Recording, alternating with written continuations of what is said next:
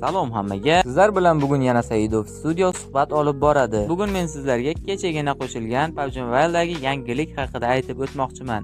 Bu yangiligimiz shundan iboratki, biz mana bu missiyalarni bajarib, personaj sotib oladigan monetalarni olishimiz mumkin.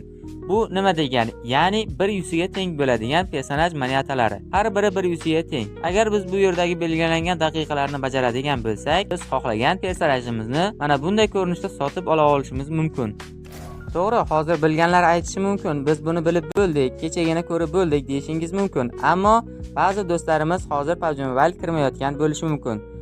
Va men do'stim bilan birlashgan holda buni qolganlar ham bilmay qolmasin deya yana bir yangi video qilish uchun qaror qildik.